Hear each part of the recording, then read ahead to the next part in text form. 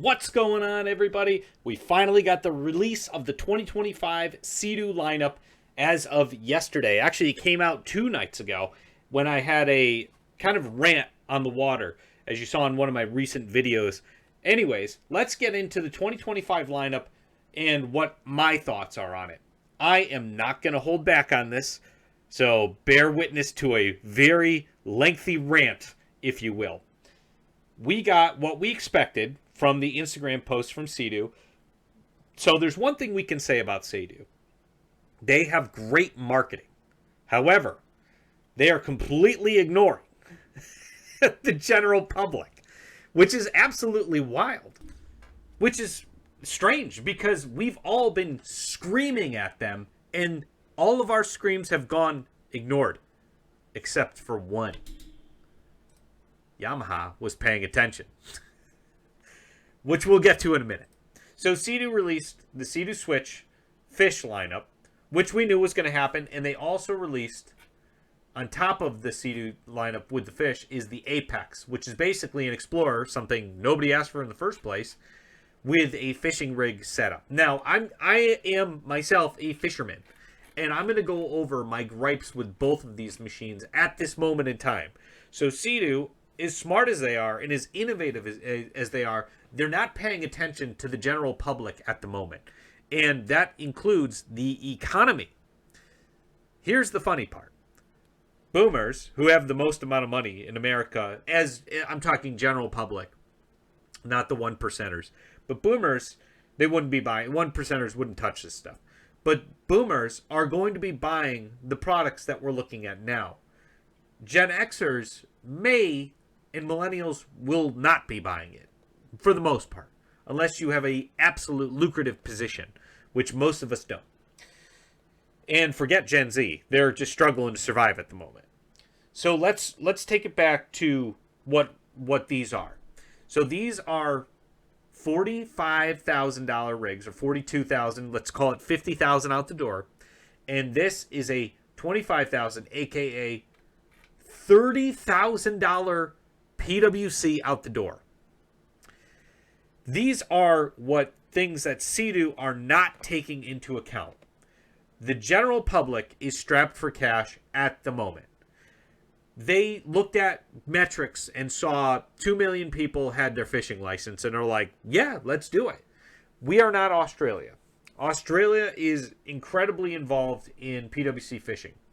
And I am one of the few Americans that love PWC fishing. In fact, I've made multiple PWC fishing rigs, as you can see throughout my videos. In fact, I've even fished off my Sea-Doo Switch in the ocean. But it was one thing that they didn't do. They didn't do a Sea-Doo Switch fish compact. They only made them in mid and large size Switch fishing pontoons, which is so weird. The reason why I say that is because the pontoons, the Sea-Doo Switch, the idea behind them is that they were an entry-level or inexpensive way to get into boating that you can involve your family in. So I have a Switch Compact Sport, which out the door when I bought it in 2022 was $22,000, or not out the door. It was about $28,000 out the door, which is a hefty chunk of change. Something I had to work extremely hard to get. Now, I'm not sponsored by Sea-Doo, like some of these other riders who had the ability to get on it, test it for a couple weeks or days. I physically used my own hard-earned money to buy it like you guys would, like anybody else watching here. I also used my hard-earned money to buy all of the stuff that I am testing. So keep that in mind. I am a realist here. And the general public in my area makes about $60,000 a year, which take home is roughly $40,000. Okay? And on top of that, we are paying for either an apartment, which would be ridiculous to try to buy even one of these if you can't afford to store it anywhere, or a house mortgage. And so let's say you purchased a house in the last 2 years. You are struggling because houses are outrageously expensive at this point in time. What else is expensive? Food. What else is expensive? Cost of fuel. What else is expensive? Cost of living. For instance, right now, We have this company called Eversource that has our power, and they've just doubled the cost of power. Think about that. The general public is struggling to survive. Why on earth would they buy something that's just strictly pleasure that costs this much money? This is what a quarter, if not more, a third of what a house used to cost 2 years ago. This does not make sense to the general public. If somebody's going to be spending $50,000 on a machine, it's going to be a car to start. And then they're going to be looking forward a house, and then a car, and then pleasure afterwards. People really don't have the money to be doing this. And this is my original argument. This is the original reason why I created this channel. Testing classic ATVs, testing classic watercraft, buying Sea-Doo Sparks is because we can afford it. It is something that is affordable. This is very far out of reach for anybody but some Gen X and most boomers. And they already have their boats. In fact, Switch for the model year 2024 has still machines on the showroom floor because they cannot sell them. And it's not because they don't want them. It's because they can't afford them. Now, let's make our way to what the next thing online is, which is for PWC Sea-Doo, is the most expensive ski I have ever seen. This is $24,499. This is out of reach for 99% of the public. This is a $30,000 jet ski, as we say in the Northeast. Everything's a jet ski here, by the way. So $30,000 out the door for a fishing ski. That's crazy. It doesn't make any sense. Now, I created, and most my friends, and I've done multiple different skis, like a SLT 780, I made into a fishing rig, into a fishing ski. And for, $1,500, we were able to get on the water, cross the sound, fish in the ocean without problems. I was able to do the same thing with my Sea-Doo Spark Tricks, which I thought was such a fun, versatile build, and I loved it. Regardless, this is what the entry cost was. At the time, it was $7,400 for my Sea-Doo Spark Tricks. I had $500 off of it. Out the door, I think it was about $9,500. So just in the last 2 years or 3 years, the prices of skis have increased exponentially with inflation. And again, I'm going to reiterate how price affects everything in this world. Most people do not make the kind of money that requires to pay payments on something other than a Sea-Doo Spark or a Sea-Doo Spark Tricks. So if we look at the next step up for a fishing rig, let's call it the Fish Pro Scout. This is still out the door. This is almost $20,000. The payments per month are somewhere around $600, $500 to $600. That is unattainable by the general public. People are struggling to even save that much money, let alone anything else. So this is where my gripes are at the moment. Sea-Doo is so far out of touch that they decided to release the most expensive rig in hopes of making the most amount of money with the least amount of product. My thoughts are that they're going the wrong direction. They should be making more versatile Sparks for less cost to have more people enter the market, especially Gen Z. Because if you're just catering to boomers or Gen X, you're going to lose people over the next 10, 15 years, and this company will be dead because they haven't introduced enough people to the market. So they haven't changed the Sea-Doo Spark, other than the top deck, since its inception, 10 years ago? So they need to do something quick and fast. This is the best-selling ski in the market.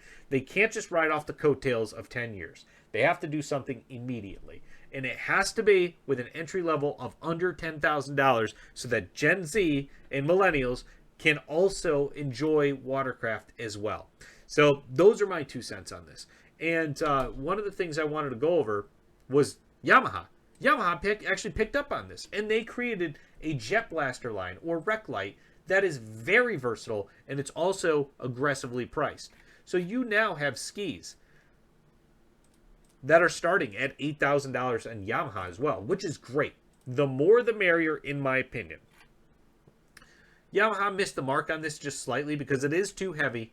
It does have the, it's too heavy, it's too long. And it is a little out of price range, but this is still the right path because it's putting us in the direction that says, okay, Yamaha saw the sales figures for the Sea-Doo Spark. And they go, we got to get in touch with that. It took them 10 years for whatever reason to do this, but they have now seen the sales figures and they're going, okay, we got to get a piece of that pie. What they should have done is drop the hole size probably to 8.5 feet, maybe 9 feet, something like that. And they should have decreased the weight to about 485 pounds. And then the starting cost could have been 7,500. Less materials, less frills, who cares?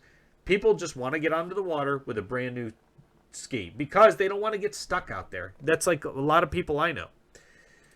Sea-Doo still has the best price line. This is $1,000 cheaper for a Sea-Doo Spark. And although it's Polytech and a lot of people talk trash about it, realistically, not that many people are hitting rocks and breaking their ski. There are that golden few that happens to, but realistically, most people aren't going to be doing that sort of damage to their skis. However, people still are into fiberglass. Although this version of it is more affordable and not as sturdy, they do have the Jet Blaster Pro, which even though it has a different top deck, they have higher quality than something like Sea-Doo would have.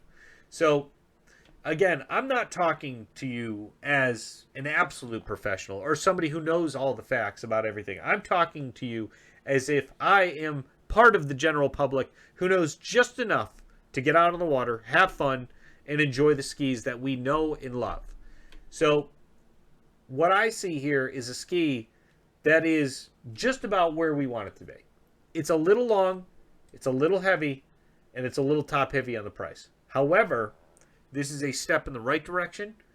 Entry level for Gen Z and millennials to get back into the jet ski market or the PWC market.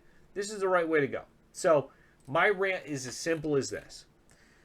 Sea-Doo is trying to pull the most they can out of boomers.